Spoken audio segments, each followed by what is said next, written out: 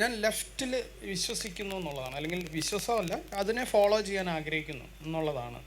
കാരണം എനിക്ക് തീവ്ര വലത് ചിന്തകളെ എനിക്ക് ഉൾക്കൊള്ളാൻ പറ്റുന്നില്ല. ഇപ്പോൾ ഫോർ എക്സാമ്പിൾ പറഞ്ഞാൽ, ട്രംപ് അമേരിക്കയിൽ വിജയിച്ച് കഴിയുമ്പോൾ അദ്ദേഹം സംസാരിച്ച വളരെ പ്രധാനപ്പെട്ട അല്ലെങ്കിൽ വളരെ മോശമായിട്ടുള്ള കാര്യം എന്ന് പറഞ്ഞാൽ അമേരിക്കയിൽ 2 ജെൻഡർ ഉണ്ടാവുള്ളൂ എന്നുള്ള, അല്ലേ? അപ്പോൾ എനിക്ക് അതിനെ ഉൾക്കൊള്ളാൻ പറ്റുന്നില്ല. വൈ കാതലിൽ ലെഫ്റ്റിനെ, ഞാൻ കേരളത്തിലെ CPM കുറിച്ചൊന്നുമല്ല കേട്ടോ, ഞാൻ വിശാലമായ അർത്ഥത്തിൽ തീവ്ര വലതുപക്ഷത്തിന് ഓപ്പോസിറ്റ് നിൽക്കുന്ന ഇടതെന്നുള്ളത് ഞാൻ പറയുന്നത്. അതുകൊണ്ടാണ് കാതലിലൊക്കെ ഞാൻ കാതലിൽ എടുത്ത് സൂക്ഷ്മമായി നോക്കി കഴിഞ്ഞാൽ ഇതിനെ രണ്ടിനെ വിമർശിക്കുന്നുണ്ട്, അല്ല? ഇപ്പോൾ അനന്യ ചോദിച്ചതുപോലെ തന്നെ ഇത്തരം ഒരു സ്ഥാനാർത്ഥിയാണെങ്കിൽ വോട്ട് കിട്ടാമെന്നുള്ളൊരു സാധനവും അതിന് ഓപ്പോസിറ്റ് ആയിട്ടുള്ള പാർട്ടി എതിർക്കുന്നതൊക്കെ. അപ്പോൾ അങ്ങനെ നോക്കുമ്പോൾ എനിക്ക് വലതുപക്ഷത്തിൻ്റെ കൂടെ നിൽക്കാൻ ഒരിക്കലും സാധിക്കുന്നില്ല. അതാണ് അതിനർത്ഥം. ഞാൻ ഇവിടുത്തെ സോക്കോൾഡ് കമ്മ്യൂണിസ്റ്റ് ആണെന്നല്ല, ഞാൻ ഇടതുപക്ഷത്ത് നിൽക്കുന്ന ഒരു മനുഷ്യനാണ്. ഇടതുപക്ഷ ആശയങ്ങളോടാണ് സാറിൻ്റെ. അതെ അതെ അതെ, അത് ഫോളോ ചെയ്യുന്നതിനോടാണ് ഞാനത് വീണ്ടും പറയുന്നത്. ഞാൻ കേരളത്തിലോ ഇന്ത്യയിലോ ഉള്ള ഒരു പാർട്ടിയെ കുറിച്ചിട്ടല്ല, വിശാലമായൊരു അർത്ഥത്തിലാണ്. മനുഷ്യർക്കൊപ്പം നിലനിൽക്കുക എന്നുള്ളതാണ് ഇടതുപക്ഷത്തിൻ്റെ, മനുഷ്യരുടെ ചേർത്ത് പിടിക്കുക എന്നൊക്കെ ഉള്ളതാണ് ആശയം പ്രധാനമായിട്ട് എടുത്താൽ. അപ്പോൾ അതിൽ നിൽക്കുന്നു എന്നുള്ളതാണ്. മറ്റേത് നിൽക്കാൻ നോക്കിയാലും ഓരോരോ നമുക്ക് അംഗീകരിക്കാൻ പറ്റാത്ത സംഭവങ്ങൾ ലോകവ്യാപകമായി നടക്കുന്നുണ്ട്. ഇപ്പോൾ സിനിമയിലാണെങ്കിൽ രാഷ്ട്രീയ പാർട്ടിയുടെ സ്ഥാനാർത്ഥിയായി നിൽക്കുന്ന മാത്യു ജയിക്കുന്നുണ്ട്.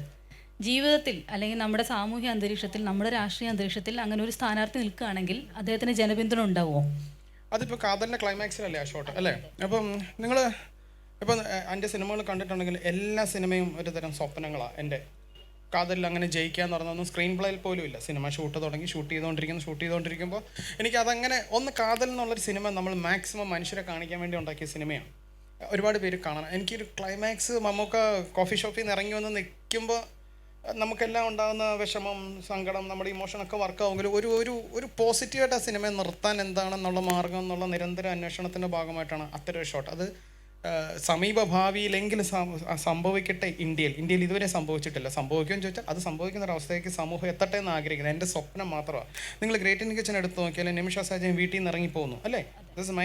എൻ്റെ സ്വപ്നം അവളെ വീട്ടിൽ നിന്ന് ഇറക്കുക എന്നുള്ളത്. അതുകൊണ്ട് എനിക്കത് സിനിമയുടെ തിരക്കഥയിലൂടെ വളരെ ഈസി ആയിട്ട് ഇറക്കിക്കൊണ്ട് വരാൻ പറ്റുന്നു, അല്ലേ? ഒരു കെട്ടുമുറുക്ക് നടക്കുന്ന വീട്ടിൽ അവിടെ ഹസ്ബൻഡിൻ്റെയും അച്ഛൻ്റെയും മുഖത്ത് ചെളിവെള്ളം ഒഴിച്ചിട്ട് ഇറങ്ങി പോരുക എന്ന് പറഞ്ഞാൽ എൻ്റെ എഴുത്തിൽ മാത്രം സംഭവിക്കുന്ന കാര്യം. അത് കുറച്ച് ഓവർ അഗ്രസീവാണ്, കുറച്ച് ഓവർ പൊളിറ്റിക്കൽ അങ്ങോട്ടാണ്, അല്ലേ?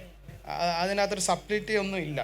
അപ്പോൾ അത് എൻ്റെ വളരെ ആ കഥാപാത്രത്തിനോടുള്ള സ്നേഹം, ഇഷ്ടം കൊണ്ടൊക്കെ ആ വീട്ടിൽ നിന്ന് ഇറക്കിക്കൊണ്ട് വരുന്ന എൻ്റെ സ്വപ്നം. ഇപ്പോൾ കുഞ്ഞുദൈവം എന്ന് പറഞ്ഞ സിനിമ കണ്ടല്ലോ, എൻ്റെ ക്ലൈമാക്സ് ഇത് ഡ്രീമാണ്, അല്ലേ? 6ാം ക്ലാസ്സിൽ പഠിക്കുന്ന, അത് നിങ്ങൾ കാണാതെ അധികം പേര് കണ്ടിട്ടുണ്ടാവില്ല. ആ സിനിമയുടെ ക്ലൈമാക്സും എൻ്റെ സിനിമകളുടെ അവസാനങ്ങളെല്ലാം സ്വപ്നങ്ങൾ തന്നെയാണ്, എൻ്റെ സ്വപ്നങ്ങളാണ്.